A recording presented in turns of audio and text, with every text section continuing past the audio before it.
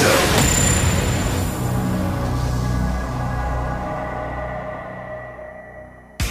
keep on crying to me, saying you're gonna leave. What's up, guys? Tasteless and Wolf here at GSL Code A. I just got back from Spain at DreamHack. It's good to be back here with you, Wolf. It's good to have you back, Tasteless. Dude, I had a blast in Spain, but really this is where I belong. This is where you belong, man. Yes. In Korea, best StarCraft II action in the world here. We're feeding into the best tournament, Code S, the hardest tournament in the world. And we're getting towards the end. We got 2 days left of Code A, 4 groups left as well to find out the last 8 players that'll be joining Code S. Yeah, really exciting stuff. Even just to get into Code A is remarkable. And it's no small feat. It's so competitive. So it's really cool to see the players who, you know, and I don't normally do Code A. So It's really cool for me to be down here and see, all right, who actually is going to get into Code S. We have a lot of Protosses today. Protosses having a lot of presence. I'd say nowadays Zerg's doing a little bit better. Yeah. But, well, better than before, I should say. But still, today, with the way the filtering system is, it does take a while to get rid of, I don't want to say some of the excess Protoss, but probably to balance it out to where I think things would normally be at. Yeah, sure. Nowadays. To get a more like standard race distribution, it does take some time, especially after the last 2 seasons. We had so many Protosses. Even all the Protosses in the Code S then fall down to Code A, then they're all in Code A, then you have to get them out of Code A as well to knock them out entirely of the tournament. So we're going to take a look at our players who have actually already advanced to Code S.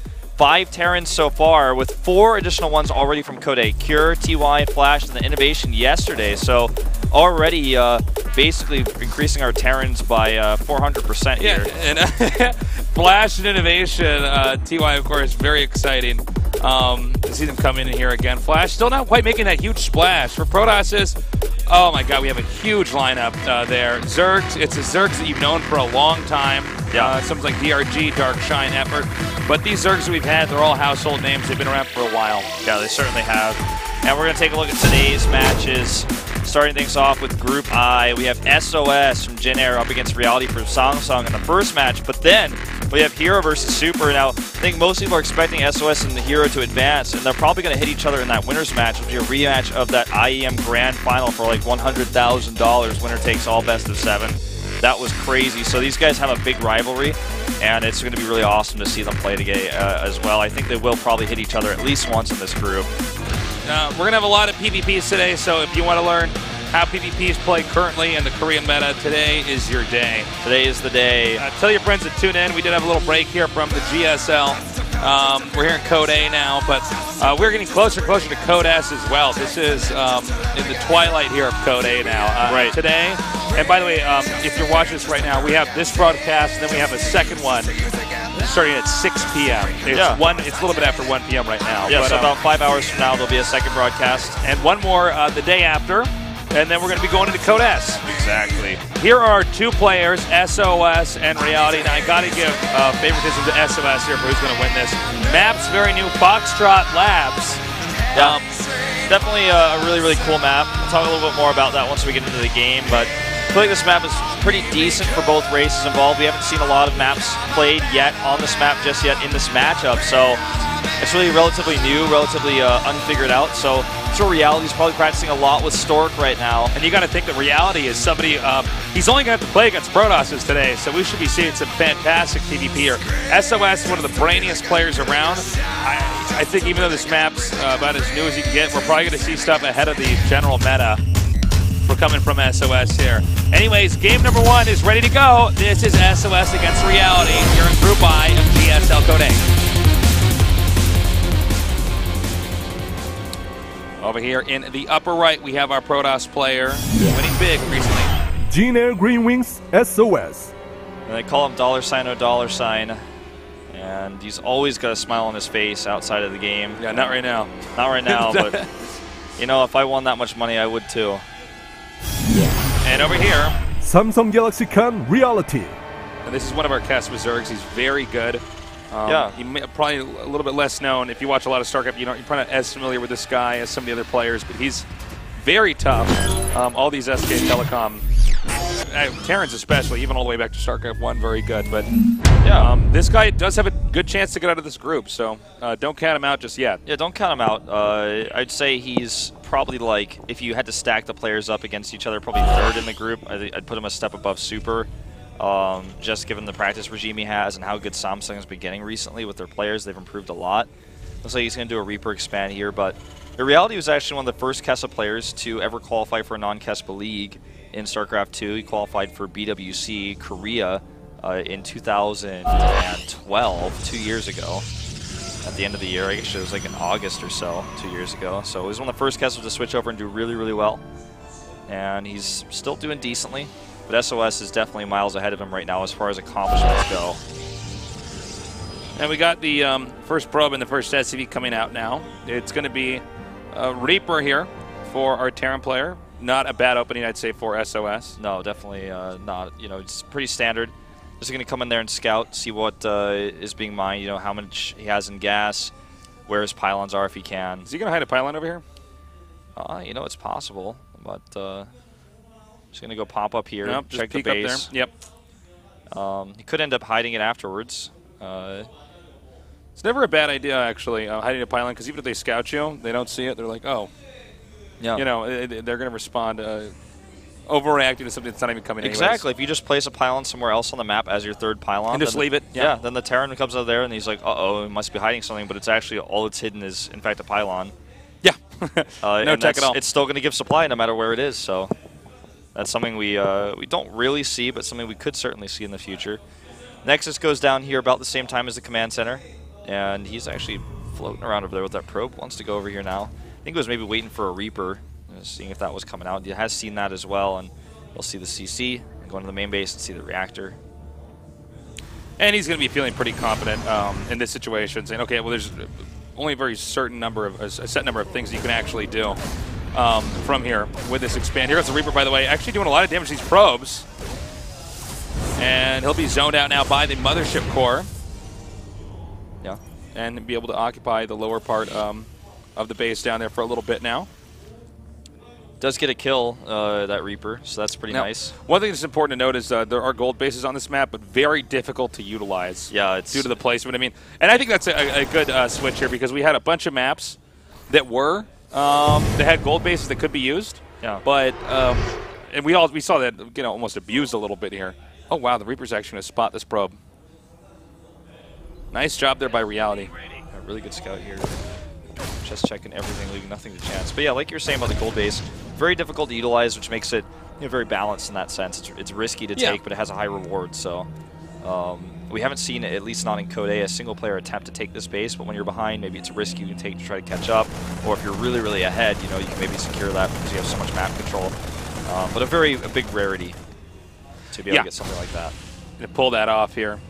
Stalker's chasing out the Reaper. Looks like he's going to try to run around here and see if he can't spot anything else. Good placement there with the mothership core. It looks like it will be catching that Reaper as it does come around here. And I don't think he's going to be able to back out. Stalker, though, not close enough. Oh, can't deny the scout. Nice. Wow, yeah. That laser followed him all the way on the low ground and then moved up. Shot through the wall there. Shot through the wall. Nice scan, by the way. That really nicely done. I mean, he sees everything that was put on the edge in the hopes that a scan, a lesser scan, would have not caught everything. But he sees that Immortals are being made, more gateways are being thrown up here. There is a chance for some pressure here, Wolf. Yeah, definitely. I mean, with an early Immortal like this, I think we're definitely going to see some sort of attack coming out here. And, you know, the question is, will Reality react? Because he only saw 2 gateways, which looks pretty normal, right? It looks I think he saw 3 total, actually. Okay. But he didn't see the other 2 that were also being made. And 5, the difference between 5 and 3 is actually huge. Yeah. So you know, he does make a bunker. Identifying the Immortals is really key, because then you want to get a bunch of bunkers up. You need to have your SCVs pre-pulled when the attack happens. Yeah, I mean, they do so much damage so quickly they could shut that down.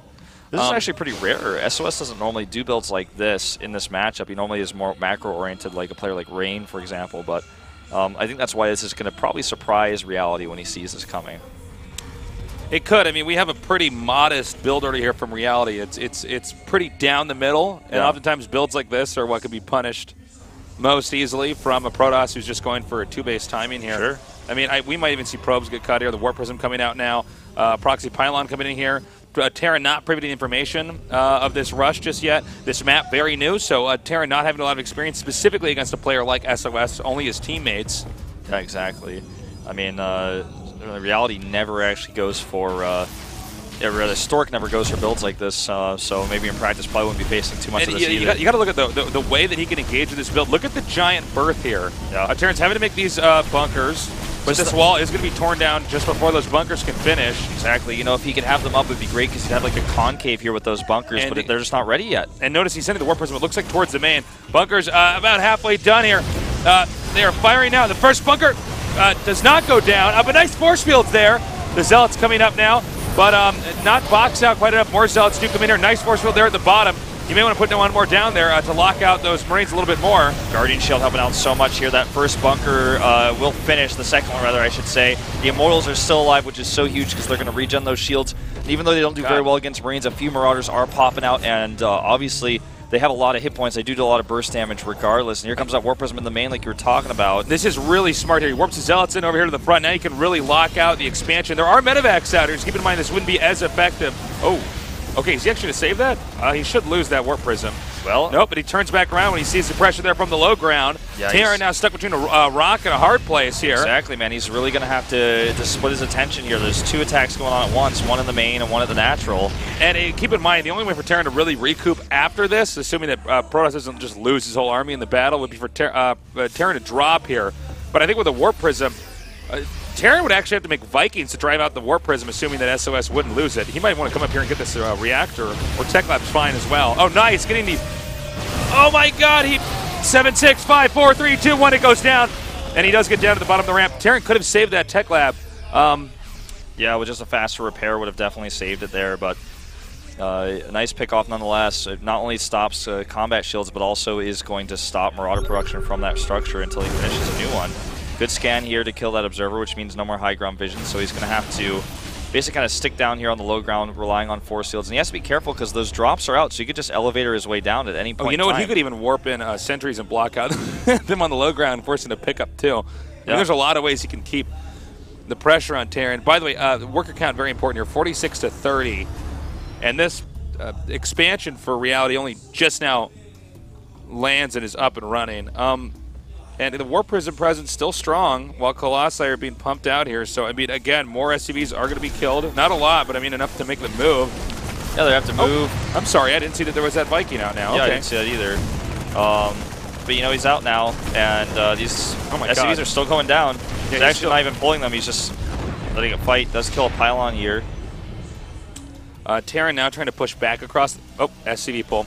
This is probably the best move for the Terran. The best out of almost no good moves at all. Exactly. So, really, this is very straightforward. He just Protoss just has to survive this attack and keep his expansion. Now, I don't know how many sentries are out exactly.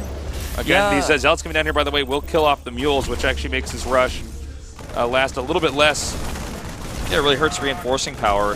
He has one Colossus out, and he's going to get his first glimpse of this right now. Good oh my God. There. That's all he needed. I think that should be game, and that was exactly what he did. Was stepped on the force field. A pickup though into the main.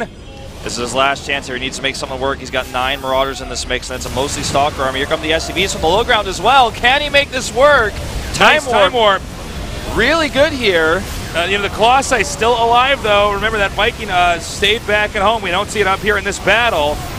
And with the next warp, but he can't really engage that Colossi there because of the time warp slows him down so much. He does get the Mothership Core. Yeah, and that time warp is just doing so much to help him here. It's really tough to target that Colossus. The second one pops out here, and I think that should about hold this off. Yeah, it looks like he wants to see if he can just regroup down here before giving up, trying to push in one more time. I think even without the Colossi, he's basically fine. Mothership, next to me up, Medevacs still have a good amount of energy, but I mean, this is 14 SCVs plus some mules, and there you go, SOS, warping in some Zealots. He can hit the expansion while Reality tries to do any crippling blow to SOS that he can. I think we're going to have a pickup into the main. That would make more sense than attacking the front. Yeah, I think so. It's just a lack of numbers here is the problem for Reality. He just doesn't actually have enough units to make this work, I don't feel anymore. His army count is too low. He's going to lose these mules again. Yeah, I mean, this is just too much firepower here. He has Blink now, so he can actually chase the Medivacs. And Look, he's really good with that Colossus, by the way. yeah, it's excellent. Really making sure to bait those Marauders forward as much as possible. And right as the Colossus goes down, so does the rest of the Terran army. He could blink under these Medivacs. GG, that does it. A 1-0 lead here for SOS. A bit unexpected of a build to see from him, in my opinion. I just Think really, so? I thought he was just going to play straight up in game 1 and kind of test reality a little bit. Here's why I'm not surprised. Because it's a newer map, and builds like that sometimes just catch the guy off guard. Yeah, that makes sense. And you look at the rocks there that he tore down, that berth for the Terran's entrance was just, I mean, a huge opening. He gets there, and even if he doesn't kill that one bunker, the one that was already finished, the very first one, it doesn't even matter. He can go behind it. So, smart move. The question, though, is can you do that build much more often against Terran, or is that just going to be something Terran are going to have a plan ready for before it occurs? It's a really good build for a new map. I like that you mentioned that because the map is really just not that figured out yet. You're either practicing with your teammates or you're practicing on the ladder. It's not a lot of pro matches to study here just yet. I mean, we've only had last week's matches where I think there were only like 3 games on that map, and none of them are Protoss versus Terrans. This may even be like our first PvT we've even seen on that map ever. So, you know, obviously these players are practicing for this, but a build order win there, essentially for SOS. Good strategy. And Merry-Go-Round is Reality's pick here. Picks a larger map, 3-player map. Yeah, this is a map we've definitely had a lot more experience with. It does mean that SOS will be picking the final map if Reality does win here. Yeah. The question is, how does SOS play? His play style very unpredictable sometimes. It's so straightforward, so like a supercomputer following an algorithm that is just the most efficient way to play safe. Exactly. Other times, all in. So be ready for anything. Game number 2 is now loaded up here between SOS and Reality.